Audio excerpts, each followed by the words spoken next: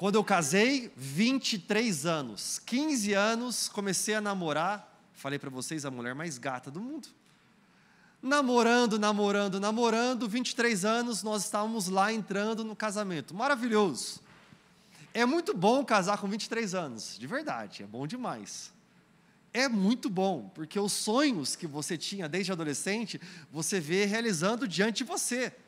De ter a minha esposa, de jantar junto, de almoçar juntos, de viajar juntos, de sonhar juntos, é maravilhoso. Mas também, o que a gente aprendeu bastante também, é que a gente era imaturo, e tinha brigas. Briga por coisa boba, briga porque ela demorava demais para se arrumar para a gente sair numa sexta-feira à noite. Briga porque você não colocou a toalha do jeito que você deveria colocar ali no banheiro. Porque o chinelo ficou jogado para cá. Porque os calçados para lá. E nós tivemos várias pequenas briguinhas no casamento.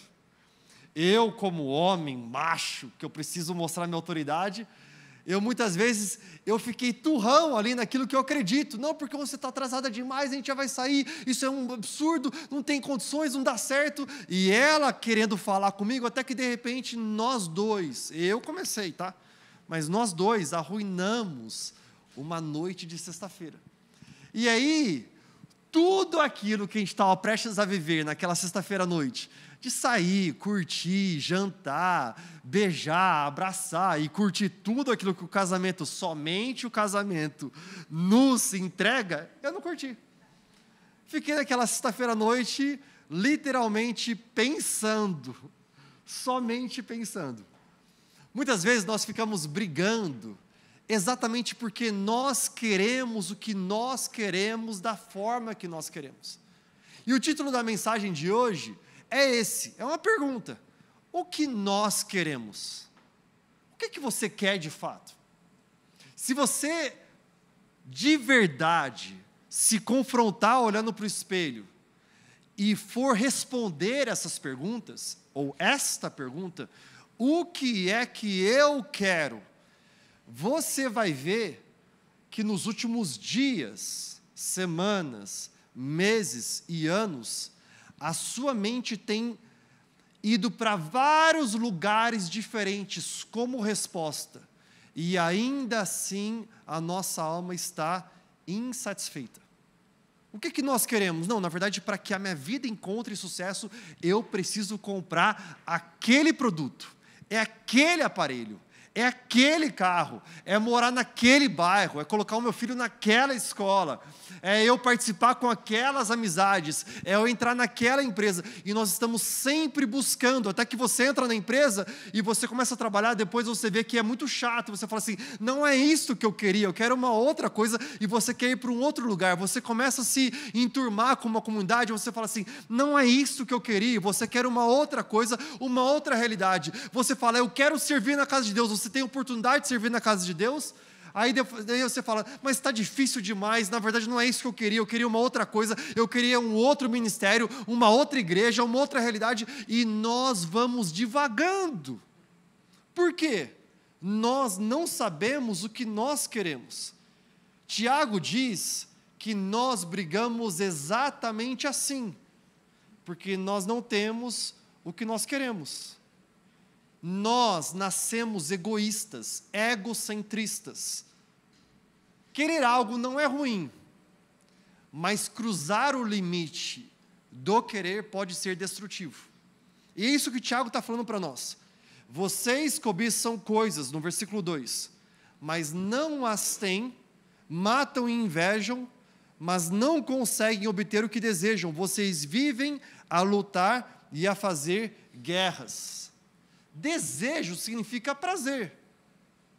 A perseguição do prazer é o desejo. Mas quem criou o prazer? Foi Deus quem criou o prazer. Ele inventou o prazer. O sexo pertence a Deus, foi Ele quem inventou. O prazer de você compartilhar uma refeição com a família, foi Deus quem criou isto. O prazer de você receber um carinho, um abraço, foi Deus quem criou isto. Nós desejamos coisas e não temos, e nós fazemos o quê? Entramos em inveja. Inveja nada mais é do que eu olhar para a vida do próximo e pensar, se a minha vida fosse assim, tudo seria mais fácil, seria melhor. Para nós, a melhor coisa de tecnologia é o quê? É aquilo que eu não tenho. A melhor tecnologia já inventada pela humanidade é o relógio que eu ainda não tenho, é o celular que eu ainda não tenho, é o carro que eu ainda não tenho, aí eu faço o quê? Eu vendo o meu rim para comprar todas essas coisas, e quando você tem a tecnologia diante de você, o relógio, o carro, o celular, a casa, e você está diante de você, você fala assim, mas agora eu quero uma outra coisa, porque agora inventaram algo novo. Antigamente, fala sério, levava assim uns 10 anos para você trocar de televisão. Hoje eles estão querendo ensinar para nós que a cada ano existe uma televisão nova. Absurdo! Levava anos para você trocar de geladeira, mas hoje você precisa de uma nova geladeira. E nós entramos nessa perseguição à tecnologia, aquilo que eu não tenho.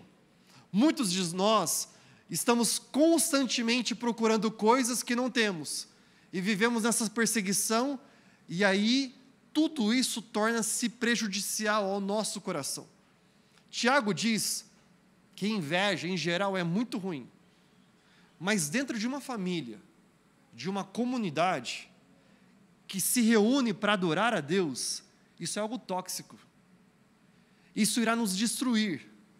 Nós vamos comer um ou outro vivo enquanto estamos aqui, se nós vivermos inveja. Tiago está afirmando para nós que em porções passadas das Escrituras já nos foi dito, ele fala, não se adapte, não adote os valores desse mundo, antes sejam transformados pela renovação da sua mente.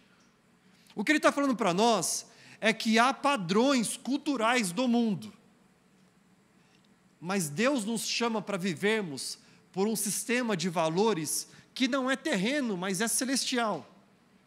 A nossa cultura tem como um fundamento, conseguir o que você consegue enxergar. Está vendo diante de você? Então vá lá e consiga isso. A cultura nossa, cultura desse século, desse tempo, fala, o que é que você quer agora? Lembra de hedonismo? A busca constante pelo prazer imediato, carpe diem, aquilo que eu preciso agora, da forma que eu quero, do jeito que eu quero. A próxima coisa que eu desejo obter. Esse desejo por querer coisas pode sabotar comunidades saudáveis. O que antes era uma comunidade de pai e mãe com filhos, vivendo uma reunião linda, um relacionamento saudável, de repente, porque um quer uma coisa, outro quer outra coisa, sabota e arruina.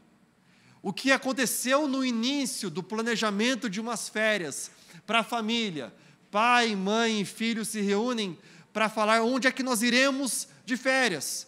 Aí você vê que o pai fala que quer ir para o campo, a mãe fala que quer ir para a praia, os filhos falam que querem ir para a neve. E de repente você vê que cada um deles está buscando aquilo que quer, da forma que quer, e não entende que a realização plena dessas férias não é onde nós iremos, mas é o fato de nós desfrutarmos juntos, em comunidade. Esse desejo por querer coisas pode nos arruinar. Nós precisamos ser orientados por um sistema de valores que é diferente do mundo hoje. E a pergunta para nós é, como é que você lida quando não consegue o que você quer? Fala sério. Como é que você reage quando você não consegue o que você quer? Quão bom é você quando você não consegue o que você quer? Será que você é como uma criança que com fome faz o quê? Ela dá chilique, porque ela está com fome. Não tem problema uma criança de 2 anos, 3 anos, ter fome e dar chilique. O problema é quando nós, que fomos chamados a não mais nos alimentarmos de leitinho, mas alimento sólido. Nós que somos homens e mulheres, nós que temos nossas contas a pagar, a gente não fala muito disso? Você não fala muito isso para as pessoas? Eu tenho as minhas responsabilidades, eu já sou um profissional no mercado, eu acordo de manhã, eu vou trabalhar, eu volto, tenho os meus boletos, eu tenho a minha vida muito boa. Só que nós agimos como crianças de 2 anos, aí tem um grande problema. Porque quando nós não conseguimos o que nós queremos, nossas reações são múltiplas, e muitas vezes, conforme a cultura desse século, são bem destrutivas à nossa alma. Nós entramos num lugar de solidão, nós colocamos nossa cabeça debaixo da terra, e nós pensamos, ó céus, ó vida, não sou tão abençoado quanto aquele outro irmão, aquela outra irmã. Se nós não fazemos isso, nós começamos a invejar a vida do próximo. Mas é porque a vida daquela pessoa, é que se o meu marido fosse como aquela outra pessoa, se a minha esposa ela fosse como aquela outra pessoa, se os meus filhos fossem tão educados quanto aqueles outros filhos, se eu tivesse um trabalho como o trabalho dele, se a minha realidade de vida financeira, se eu tivesse nascido num lar, crescido desde pequenininho, na realidade que ele cresceu, então tudo seria diferente. Nós entramos em inveja. Isso tudo é muito ruim. O que Tiago está falando para nós é que nós temos nos adaptado e adotado os valores desse mundo. Agora, quando você conhece alguém que reage muito bem quando não consegue o que quer, você não fica admirado por isso? Você não olha para a pessoa e fala assim, uau, como ele é sábio. Uau, eu estou aqui me matando para trocar de carro. Eu estou aqui me arruinando a minha saúde emocional, saúde com a família, tempo de qualidade com a família, para eu conseguir o carro que eu quero, o emprego que eu quero, as finanças que eu quero. Mas aí você se encontra com aquele amigo seu, que ele tem vários filhos, ele tem vários amigos, ele trabalhou como você trabalhou, mas aí você está com ele num sábado, você está vendo que ele está assim, tão relax, tão tranquilo, tão bem com a vida. Ele não tem o carro mais desejado por todo mundo, ou talvez por você, mas ele está feliz. Quando você vê uma pessoa que é assim, contente, o que você faz? Você fala, eu quero me aproximar mais dela. É gostoso você viver com pessoas contentes, não é? É muito bom você viver com pessoas que são leves. Quem é que gosta de sentar na mesa com pessoas pesadas? Pessoas que o tempo todo estão comparando, competindo, o tempo todo amargas, o tempo todo falando assim, eu quero o que eu quero da forma que eu quero. Quem que ama ir com pessoas a algum lugar, um restaurante, ao parque, algum lugar, e você tem um grupo de amigos, e você tem aquele amigo seu que fala assim, galera, não importa onde for, eu só estou feliz de estar com vocês. Escolhe aí. Escolhe aí se vai ser comida árabe, Habib's, vai ser o hambúrguer, vai ser a pizza, vai ser a massa, vai ser o japonês, o que for, estou com vocês, o importante é estar com vocês. Quem que gosta muito daquele tipo de pessoa que todo mundo está querendo comer um hambúrguer, mas ela fala assim, se não for a pizza eu não vou. Você olha para a pessoa e você fala assim, é só o que ele quer, da forma que ele quer.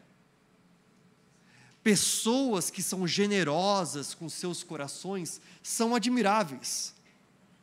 Mas vamos entender um pouco mais profundo toda essa passagem que Tiago apresentou para nós. Vocês não têm, versículo 2, porque não pedem. O nosso problema é que nós estamos brigando e invejando.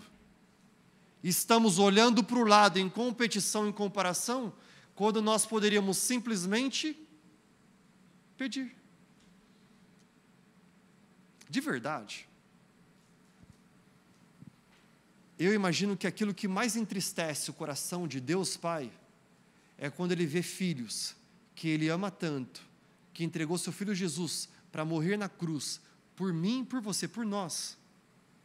E Ele vê esses filhos, essas filhas, sem reconhecer o seu coração cheio de amor e o seu poder. Não tem nada que me entristece mais do que eu ver no olho do meu filho, ouvir da boca dele: será que você consegue mesmo? Será que eu posso confiar em você? Se eu falo para o meu filho: filho, na sexta-feira nós vamos fazer isto, vai ser muito bom, vamos nos divertir. A pior coisa para um pai é quando o filho olha para ele e fala assim: será que você vai fazer isso mesmo? Será que você tem poder para isso? Será que você tem condições disso? Agora, quando ele vê que eu tenho tanta palavra, tanto amor, tanta autoridade, que ele confia em tudo, e ele fala: papai, vamos fazer isso porque eu acredito que você consegue.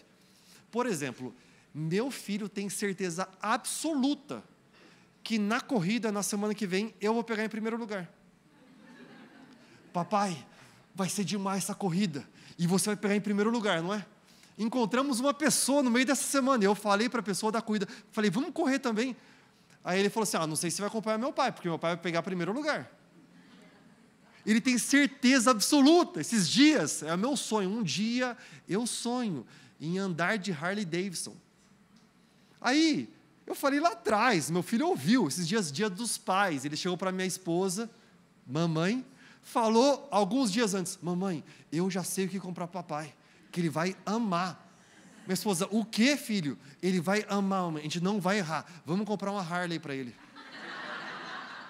Eu cheguei em casa, e ele me contou, eu falei assim: pode ir, compra, não usa nada de nossas finanças, nada de nosso cartão, mas pode ir, assim, se vocês têm alguma coisa planejado, está guardando já faz anos, pode comprar. O que acontece, quando nós entendemos os recursos ilimitados e amor ilimitado que existe no nosso Pai, a gente para de competir e comparar.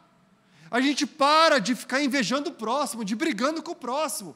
A gente para de ficar se automutilando. A gente para de colocar a cabeça debaixo da terra. A gente deixa a ansiedade de lado. A gente deixa as crises de lado. Por quê? Porque nós sabemos para quem pedir.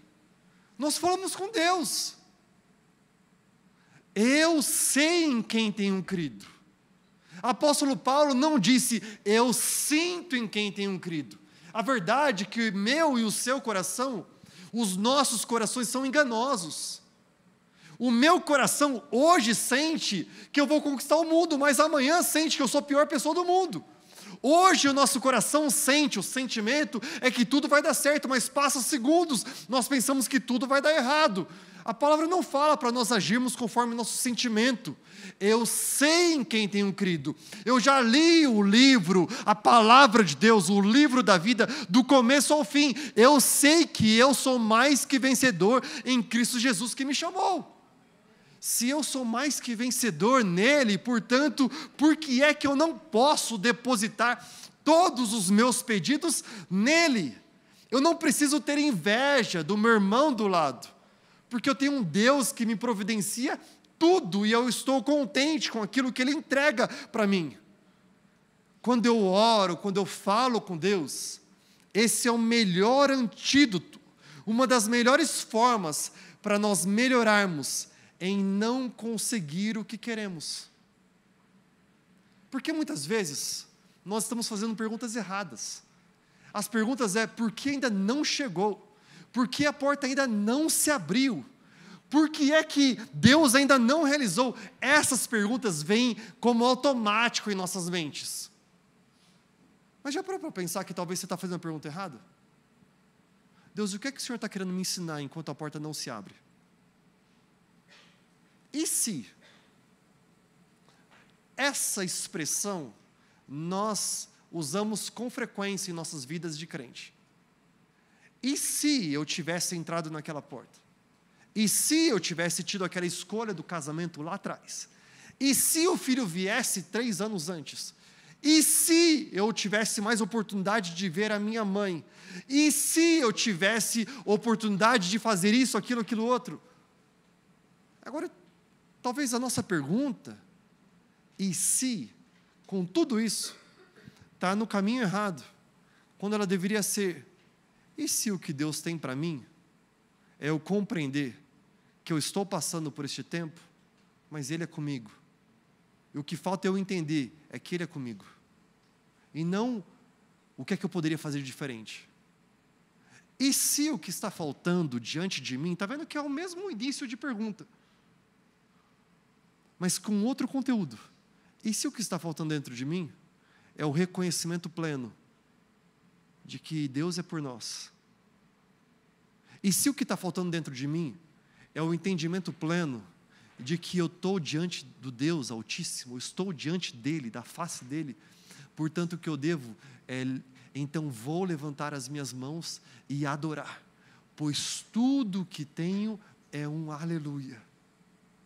E se o que está faltando para mim é eu entender que Ele é o Deus Todo-Poderoso, é o Deus cheio de amor, mas o que falta é eu rasgar o meu coração diante dEle.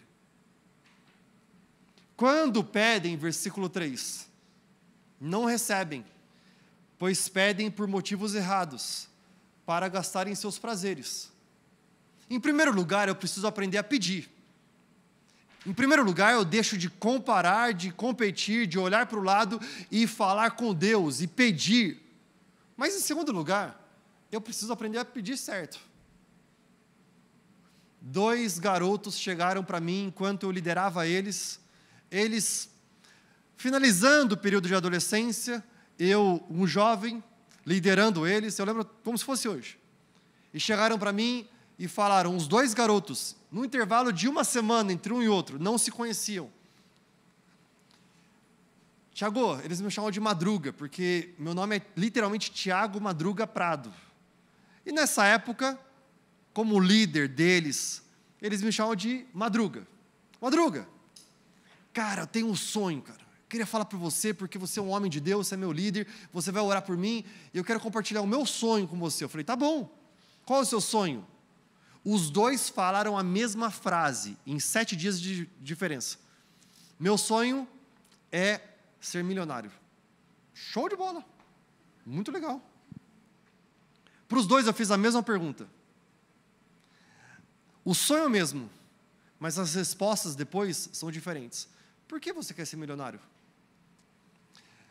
Eu quero comprar uma Ferrari. Eu quero viver numa casa gigantesca. Eu quero ter minha casa na praia. Eu quero viajar. Eu quero, sabe, eu quero curtir da vida aquilo que tem de melhor. Tem algo de errado nisso? O outro fez a mesma, foi responder a mesma pergunta. Eu quero ter uma empresa. Eu quero que essa empresa tenha serviços e produtos que inovem e que geram transformação na sociedade. Eu quero que as pessoas tenham mais facilidade com aquilo que a minha empresa vai criar. Não sei o que ela vai criar, mas que elas tenham mais facilidade, que melhore a vida delas. E eu quero ter tantos recursos que mais famílias vão trabalhar na minha empresa, pessoas. Eu quero poder empregar, gerar bons recursos a essas famílias. E eu quero, com os recursos que nós tivermos, eu quero sustentar o reino de Deus. Eu quero fazer com que a palavra de Deus chegue a lugares onde a Bíblia ainda não foi traduzida, onde missionários ainda não foram enviados, que igrejas sejam estabelecidas por recursos que a minha empresa vai doar, que o reino de Deus possa expandir, que salvações aconteçam, batismos, por meio daquilo que Deus vai gerar na minha empresa. Literalmente, 10 anos depois, esta pessoa continua querendo bens, continua querendo o seu sucesso, e continua vivendo como exatamente aquele garoto, num caminho de rato, na roda de rato, como em Pai Rico, Pai Pobre, correndo, não sai do lugar. Enquanto este não é milionário, ele é um multimilionário. Quando pedimos, precisamos entender por que eu estou pedindo. Aqui gera um grande confronto para nós, porque em tempos antigos, os deuses apresentados principalmente pelos gregos a nós, são deuses transacionais. Relacionamentos espirituais baseados em transações ou operações. Se eu preciso de fertilidade, então é uma transação, eu busco o Deus da fertilidade. Se eu preciso de chuva, então eu entrego algum sacrifício ao Deus da chuva. Você pede porque você quer gastar consigo mesmo. Então, se Deus nos dá o que nós pedimos, nós nos tornamos uma deficiência. E Ele nunca nos chamou para sermos deficientes. Deus quer nos abençoar para sermos uma bênção. Quando eu entendo que eu sou abençoado para abençoar, quando eu entendo que Deus pode derramar grandes coisas em mim para que mais e mais pessoas alcancem o Evangelho. Quando eu entendo que Deus nos traz neste lugar, não é para que nós sejamos famosos, mas é para que Ele seja conhecido em todas as nações, para que o bairro descubra que Jesus Cristo é o mesmo ontem, hoje e para sempre, e Jesus Cristo veio ao mundo por eles, para que quando as pessoas que estão online conosco, ou ouçam essa mensagem em lugares diferentes, em momentos diferentes, porque vai estar lá no YouTube, elas possam ver, pela estrutura da tecnologia, das câmeras, que Jesus Cristo as ama. Quando eu entendo que eu sou abençoado para abençoar, tudo muda. Nós não o recebemos porque não sabemos como pedir.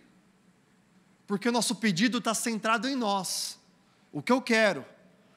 Essa é uma grande diferença entre entender se eu adoro um Papai Noel das nuvens ou se eu tenho um relacionamento com Deus Altíssimo. Quem eu adoro? Qual é a minha expectativa? Que Deus é o meu Papai Noel? Eu só o busco no momento que eu quero os presentes? Ou se eu tenho um relacionamento com Ele? Versículo 4. Adúlteros. Opa, Tiago foi forte demais aqui, fala sério. Adúlteros, vocês não sabem que a amizade com o mundo é inimizade com Deus? Quem quer ser amigo do mundo, faz-se inimigo de Deus. Entenda isso, Deus não é o nosso inimigo, pelo contrário, Ele é o nosso amigo. E o mundo não é pessoas, mas é um sistema. Adaptar e adotar os valores do mundo, fora ou dentro da igreja, é exatamente isso que Tiago está dizendo. Eu quero o que eu quero, quando eu quero, da forma que eu quero, e se eu não conseguir, eu vou dar chilique. Isto é o oposto do sistema de valores que Jesus nos entregou. Porque Ele falou que veio ao mundo para ser servo e servo de todos. Ele fala, é melhor receber do que dar? Ou Ele fala, é melhor dar do que receber? Aquele que quer ser o primeiro, que seja o último. A nossa cultura diz o oposto. Diz, você só tem uma vida, você só tem um momento, ninguém pode dizer o que você deve fazer. Seja livre, seja corajoso e faça o que você bem entender. Mas não é isso que Jesus fala para nós. Fala que nós temos vida e vida em abundância. Mas onde? Nele. Em Cristo Jesus. A vida e vida em abundância sem Jesus é uma vida em que nós matamos e guerreamos e brigamos e ficamos cada vez mais profundo num lugar de trevas. Versículos 5 e 6, ele fala assim: ou vocês acham que é sem razão que a Escritura diz que o Espírito que Ele fez habitar em nós tem fortes ciúmes, mas Ele nos concede graça maior. Uau! Graça maior. Eu sei que talvez, enquanto nós estamos sendo confrontados com a palavra de Deus, eu não sei você, mas eu, enquanto sou confrontado com tudo isso, eu vejo a mim mesmo como culpado. Talvez você está olhando para si mesmo pensando, eu não faço isso direito, eu não tenho feito aquilo direito, eu não tenho feito essa outra coisa, mas o que é maravilhoso é que o próprio Tiago, nessa carta, diz para nós, Ele nos concede graça maior. Romanos 5,20 diz, onde abundou o pecado, ou seja, onde tinha muito de nosso pecado, nossas transgressões, nossa limitação, fez o quê? Superabundou a graça de Deus. Aqui nós temos um privilégio. Tiago pausou aqui essa carta para nós entendermos. Ei, eu sei que todos nós podemos olhar para isso e vemos que estamos falhos, que somos poucos, que fomos pesados e encontrados em falta. Mas ele diz para nós, ele nos dá uma graça maior. Ele nos concede um favor imerecido maior. Isso que é graça. É favor que eu e você não temos mérito nele. Não é por aquilo que nós fazemos, falamos, dizemos, sacrificamos. Na verdade, nós recebemos um grande presente, o presente de Deus Pai, a nós, porque Ele nos concede graça maior. Eu amo essa mesma passagem, mas dita pelas palavras de Eugene Peterson, em Romanos 5, 20 e 21, na versão A Mensagem. Olha só como diz. Tudo que a lei contra o pecado conseguiu fazer foi produzir mais gente que desrespeitasse a lei. Mas o pecado não teve chance nenhuma de competir contra o perdão poderoso que chamamos graça. Na disputa entre o pecado e a graça vence com facilidade. Tudo que o pecado pode fazer é nos ameaçar com a morte. Já a graça, uma vez que Deus está consertando todas as coisas por meio do Messias, nos convida à vida, uma vida que continua para sempre, que jamais terá fim. Esta vida nós encontramos em Jesus. Ou seja, eu sigo Jesus, como foi ministrado na adoração aqui hoje de manhã, por quem Ele é, muito além do que por aquilo que Ele faz. A verdade é que a gente tem vivido essa realidade hoje no mundo, ou não? Ou nós vivemos uma realidade em que há guerras, lutas, cobiça, invejas, briga para conseguir o que eu quero, da forma que eu quero, fama, bilhões, sucesso, reconhecimento, fortuna. Se tudo isso daí me entregasse uma vida plena, de verdade, eu seria o primeiro a me alistar para isso. Mas nada disso entrega. Já ouviu falar de Jim Carrey? Jim Carrey, um dos maiores nomes do humor mundial. Uma das pessoas mais renomadas mundialmente. Ele disse isso quando ele estava no topo da fama. Um pouquinho além, poucos anos após o topo da fama dele. Ele disse essa frase: eu gostaria que todos fossem tão ricos, tão poderosos e tão cheios de fama como eu sou, para descobrirem, quando chegarem lá, que a felicidade não está em nada disso.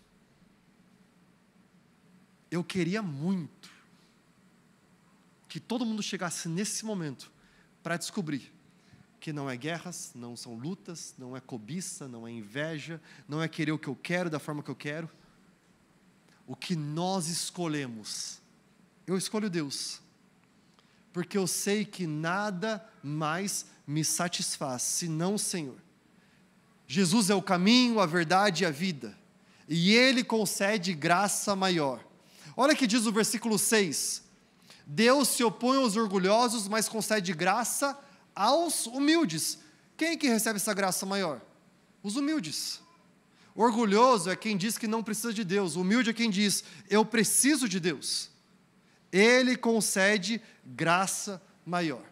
E a gente vai ver que nos versículos 7 ao versículo 10, tem 7 formas que Tiago ensina a nós a como viver esta graça e nos submetermos a Deus. Ele ensina 7 formas. Faça isso. Submeta-se a Deus. Resista ao diabo. Aproxime-se de Deus. Não permaneça no pecado. Purifique o coração. Seja honesto com a destruição do pecado. E humilhe-se. É isso que ele fala para nós nos versículos 7 ao 10. Submeta-se a Deus. Resista ao diabo. Aproxime-se de Deus. Não permaneça no pecado.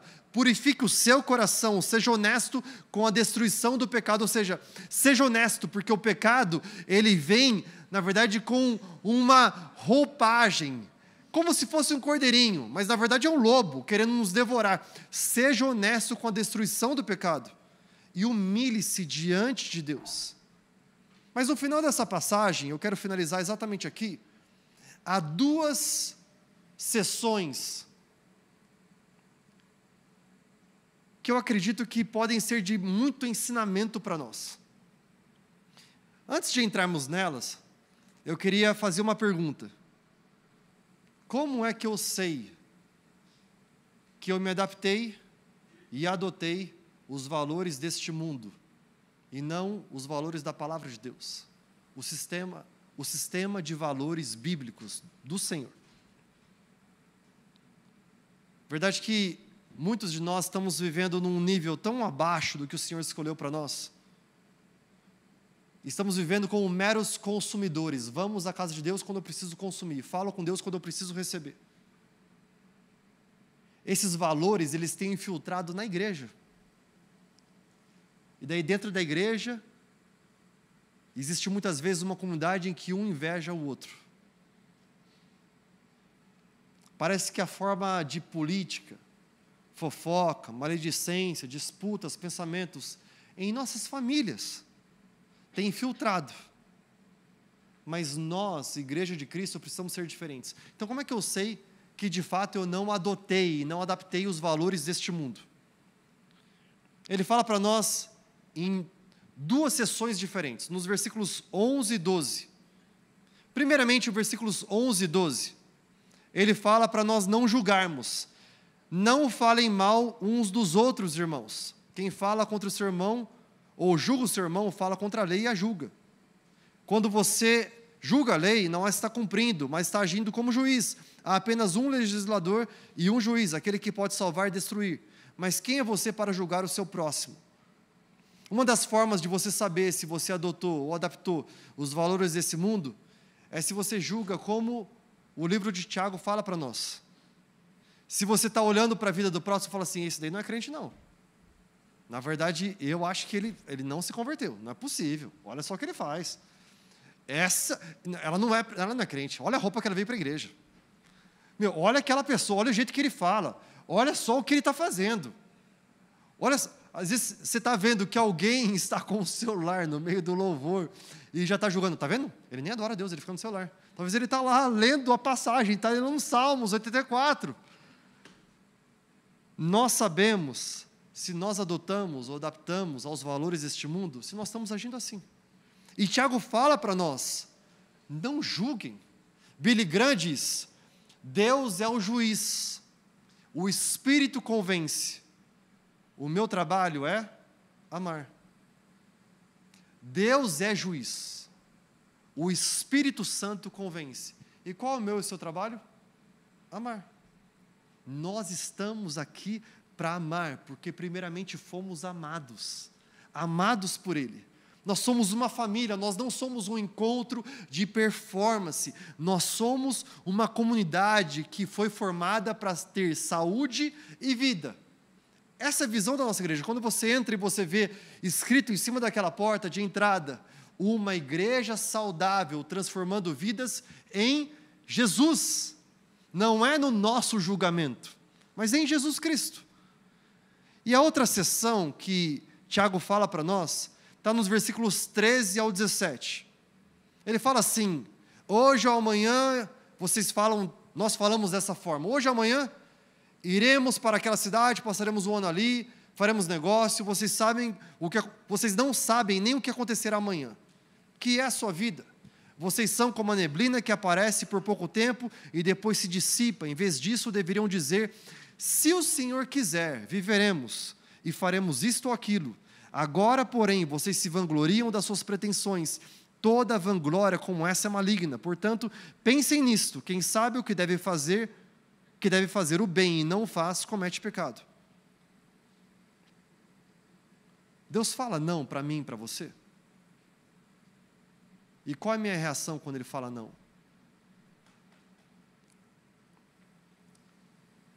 Como é que você lida quando seus planos são frustrados? Se você é um planejador, se você é uma pessoa que ama planejar, passo 1, passo 2, passo 3, passo 4. Talvez você está utilizando exatamente aquela frase super espiritual agora. Pastor, eu acho que Deus me ajuda a fazer planos. Assim eu nunca vou precisar mudar eles. O meu plano não é aquilo que eu sirvo, mas é o meu plano, Ele que me serve. Posso falar uma verdade para você? Deus é muito famoso aqui, na palavra de Deus, para mudar planos e cruzar a nossa vontade.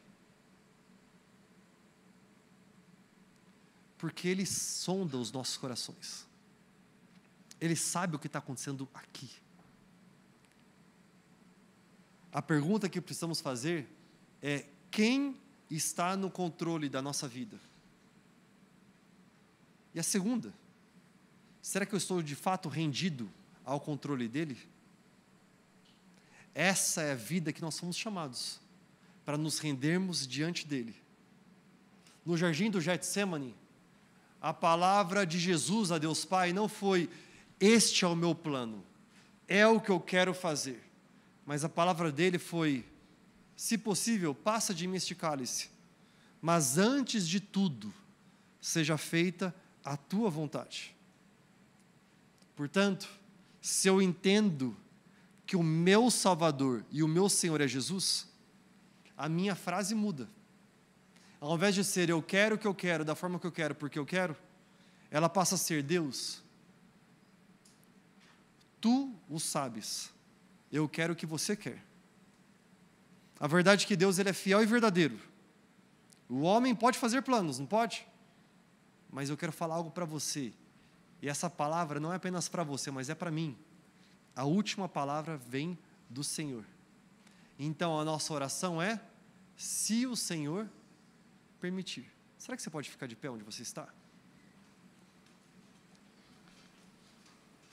Se o Senhor permitir. Eu quero fazer uma oração com você. Talvez você tenha passado exatamente por um tempo em que você tem tido dificuldades para trazer linguagem. O que você quer de fato? Posso falar a verdade? Por mais criativo, inteligente, bom que você seja, nós nunca vamos encontrar em nossos planos, em nossa criatividade limitada, em nossa inteligência finita, a plenitude daquilo que Deus tem para nós. O que nós queremos? Eu quero te convidar a fazer um exercício hoje à tarde, ou hoje à noite. Você pode pegar um caderno em branco e escrever o que é que de fato você quer. Eu quero te convidar a fazer esse exercício. Nesse exercício, você pode investir horas do seu domingo à tarde, domingo à noite, fazendo uma lista extensa de tudo que você quer. Faça isso. Ou você pode investir segundos com rendição numa outra lista, escrevendo a seguinte frase: o que eu quero? Resposta: eu quero tudo aquilo que o Senhor quer para mim. É o mesmo exercício, com tempos de atividade totalmente diferentes. Neste, corremos e não saímos do lugar. Aqui, quando há de verdade, uma coisa é nós escrevermos uma frase num caderno, outra coisa é nós imprimirmos esta frase em nosso coração. Porque a verdade é que amanhã o meu coração, o seu coração é enganoso. Ele vai querer nos voltar para a lista extensa de pedidos. Mas se eu imprimo, é como o salmista fala para nós: eu peguei a palavra do Senhor e eu coloquei ela no meu coração. Eu vesti uma tábua e fiz dela um colar. Imagina ser o povo que anda com um colar e é uma tábua gigantesca. Pega uma tábua lá de casa, tábua de cortar carne. Faz um colar. Imagina você caminhar assim e escrever aqui assim a palavra de Deus. O que o salmista está falando para nós é que eu coloquei a palavra do Senhor no meu coração para eu não pecar contra Ele. Porque todas as vezes, ouça isso, todas as vezes que nós vivemos muito mais o que eu quero do que o que Deus quer, eu estou me afastando do coração dEle, dos planos dEle. E pecado não é cometer isto ou aquilo. Pecado é nós nos distanciarmos de Deus. Se o Espírito Santo está falando com você, posso te encorajar a você fechar os seus olhos, todos vocês, onde vocês estão? Feche seus olhos, eu quero fazer uma oração simples com você. Se o Espírito Santo está falando com você, que o que tem alimentado tanto o medo, quanto a insegurança, quanto o desespero, tem sido porque você tem buscado querer aquilo que você quer. Mas hoje você está disposto a somente se render e falar assim: eu quero o que o Senhor quer. E no lugar de peso, encontrar um fardo que seja leve. No lugar de desespero, um jugo que é suave. Eu quero te encorajar a você levantar as suas duas mãos em rendição a Deus, que eu quero orar com você. Bem alto, eu quero orar com você. Renda-se a Ele. Espírito Santo de Deus, nós estamos aqui rendidos a Ti. Espírito Santo de Deus, nós nos rendemos diante da Tua presença. Espírito Santo, nós nos prostramos diante de Ti. Nós queremos o que o Senhor quer. Nós não queremos a nossa vontade. Nós não queremos aquilo que nós queremos. Nós queremos o Teu coração. É por isso que nós nos prostramos diante de Ti. Nós vamos adorar a Deus agora com essa canção, dizendo: nós nos prostramos diante de Ti. Nós louvamos o Senhor. A Ti seja a honra, a Ti seja a glória, a adoração.